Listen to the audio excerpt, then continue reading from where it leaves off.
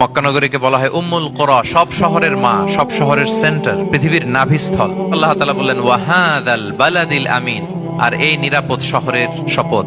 এই শহর দ্বারা মক্কা শহর উদ্দেশ্য, কারণ রাসূল সাল্লাল্লাহু আলাইহি ওয়াসাল্লাম তখন মক্কায় ছিলেন, মক্কা নগরী। এই শহরের পূর্ব নাম ছিল বাক্কা, এবং আল্লাহ তাআলা বলেছেন মান দাখালাহু কানা আমিনা, এখানে যে প্রবেশ করবে সে নিরাপদ। হেরেমের মধ্যে কিন্তু কাউকে আক্রমণ করা যায় না, কোনো খুনিও যদি ঢুকে যায় অ্যাটাক করা যাবে। তো জাহেলি যুগে এমনটা ঘটতো, কারোর সাথে কারো শত্রুতা হলে, ধরেন যে একজন তার বাবাকে হত্যা করেছে, তো সে তাকে পেয়েছে, ওই লোক বাঁচার জন্য দৌড়াতে দৌড়াতে হেরেমের ভিতরে ঢুকে যেত, কারণ সে জানে যে হেরেমে ঢুকলে সে আমাকে মারবে না। তো পরে সে যখন হেরেম থেকে বেরোতো, আবার তার সাথে যুদ্ধ শুরু হতো। এবং এই শহরের এত মর্যাদার কারণ হচ্ছে সাইয়েদনা ইব্রাহিম আলাইহিস সালাম, তিনি আল্লাহর কাছে দোয়া করেছিলেন যে রব্বি জাআল হাদা বালাদান আমিনা, হে আল্লাহ আপনি এই শহরকে নিরাপদ করেন, ওয়ারসুক আহলাহু মিনাস সামারাত, আর এই শহরের অধিবাসীদেরকে আপনি ফলমূল দিয়ে রিজিকের ব্যবস্থা করেন।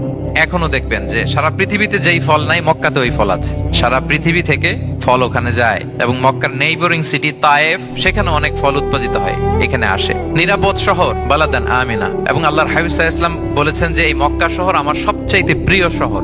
বাধ্য হয়ে তিনি যখন হিজরত করলেন মদিনায়, সেদিন বারবার তিনি মক্কার দিকে পেছনে ফিরে ফিরে তাকান, আর কেঁদে কেঁদে তিনি বলতেছিলেন যে মাক্কাতু আহাব্বুল বিলাদ ইলাইয়া, মক্কা আমার কাছে সবচেয়ে প্রিয় নগরী। লাউলা উখরিজতু লামা খারাজতু, আমাকে যদি জোর করে বের করে দেয়া না হতো, আমি কোনোদিন মক্কা ছেড়ে অন্য কোথাও যেতাম না।